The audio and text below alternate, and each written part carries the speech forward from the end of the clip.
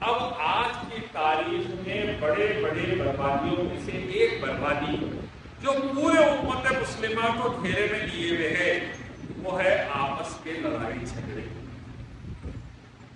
آپس میں گروپ بندی، آپس میں ایک دوسرے سے لڑنا۔ اللہ فرمانے والا تفرقوا، دیکھو لڑائی جھگڑا مت کرو، آپس میں گروپ مت بناؤ، تمہارا رواب اکھڑ جائے گا، آپس میں ٹکڑے ٹکڑے مت ہو، غیر اس کا فائدہ اٹھائیں گے، آپس میں گروپ مت بنو ورنہ ہر طرف سے پٹنا شروع ہو جاؤ گے۔ اللہ کے نبی صلی اللہ علیہ وسلم فرماتے اگلی امتوں میں 72 فرقے ہوئے، میری امت میں 73 ہوں گے مجھے اللہ کے رسول بناؤ نہیں بولے، ہم لڑ جھگڑ کے فرقہ نہیں بنانا، ہوں گے وہ شیطان کی طرف سے ہو گئے، ہم نے نہیں بنانا۔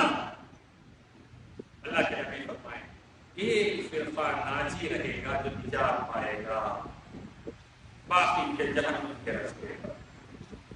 صحابہ نے پوچھا یا رسول اللہ صلی اللہ علیہ وسلم کون سا فرقہ نجات والا؟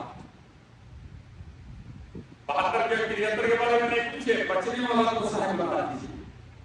اللہ کے نبی صلی اللہ علیہ وسلم نے فرمایا نجات والا فرقہ وہ ہے ما انا علیہ و اصحابی، جو میرے اور میرے صحابہ کے راستے میں رہے گا وہ بچ جائے گا، اللہ ہمیں وہ راستے میں رکھے۔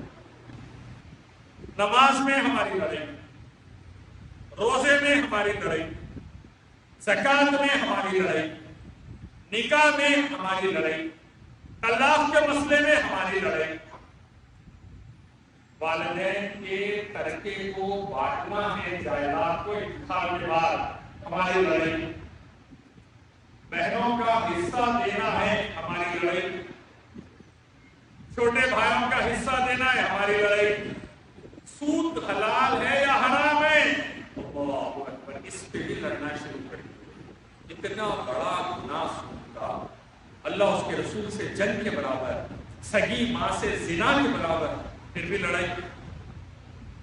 ویسے ہی ہماری مسجدیں الگ، ہمارے مدرسے الگ، ہمارے گروپ الگ، ہمارے طریقے الگ، اور بربادی اتنی آ گئی، ایک دوسرے کو قتل کرتے ہیں، ایک دوسرے کو کافر اور منافق ہوتے ہیں۔ رسول اللہ فرماتے ہیں کسی کلمہ پڑھنے والے کو اگر تم نے کافر کہہ دیا، منافق کہہ دیا، اگر وہ نہیں نکلا، وہ بولی، وہ فتویٰ تجھ پر پلٹا دیا جائے گا، تو خود کافر یا منافق ہو جائے گا۔ اللہ دوستوں، لڑائی جھگڑے بڑھتے اتنے بڑھ گئے، ملک بڑھ گئے، دل بڑھ گئے، دماغ بڑھ گئے، دین کو بانٹ دیا، اور مدرسے مسجدہ بڑھ گئے، بما توڑے گولیاں باندھے۔ اللہ سے ڈرنے کا وقت، اللہ سے ڈرنے کا وقت ہے، ڈرو اللہ سے، اور ایک دوسرے کے جان کی، مال کی، عزت کی حفاظت کے لیے کھڑے، برباد کرنے کے لیے نہیں۔ اور لوٹ آؤ یا ایھا الذین آمنوا اطیعوا اللہ والرسول واولی الامر منکم، اے لوگوں جو ایمان لائے اطاعت کرو اللہ اس کے رسول کی، اور تم میں جو اسلامک رولر ہے، جو حکمران ہے، اس کی اطاعت کرو۔ فَإِن تَنَازَعْتُمْ فِي شَيْءٍ، اگر آپس میں کچھ تنازع ہو جائے، لڑائی جھگڑا ہو جائے، فَرُدُّوا إِلَى اللَّهِ وَرَسُولِهِ، تم اللہ اس کے رسول کی طرف لوٹ آؤ، قرآن و سنت، قرآن و حدیث کی طرف لوٹ آؤ۔ إِن كُنتُمْ تُؤْمِنُونَ بِاللَّهِ وَالْيَوْمِ الْآخِرِ، اگر تو اللہ اور آخرت پر ایمان رکھتا ہے۔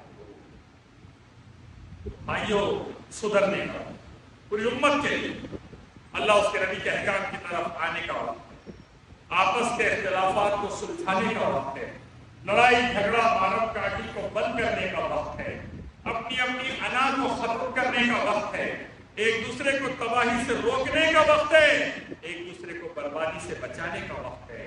اللہ ہی کی عبادت، محمد صلی اللہ علیہ وسلم کی اطاعت، اللہ اس کے رسول کی اطاعت کے ذریعے دونوں جہاں میں کامیابی حاصل کرنے کا وقت ہے۔ بھائیو دوستو، اپنی اولاد کو تربیت دیجیے، آپس میں لڑائی جھگڑے سے بربادی، بھائی بہنوں کو تربیت دیجیے، آپس میں لڑائی جھگڑے سے بربادی، بہنوں کا حصہ باپ کی جائیداد میں، ماں کی جائیداد میں ادا کر دیجیے، قرضے ادا کر دیجیے، دھوکہ دھڑی مت کریے، مل جل کے رہیے، ایک دوسرے سے حسد، جلن، بغض نہ رکھیے۔ رسول اللہ فرمائے آپس میں بھائی بھائی ہو، اے لوگو بھائی بھائی مت کرو، سلام کو عام کرو، خوب سلام کرو، تحفے دیا کرو، تحفے لیا کرو، محبت بڑھتی ہے۔ یہ چیزوں سے اپنے تعلقات کو جوڑیے بھائی، تعلقات توڑنا بربادی ہے۔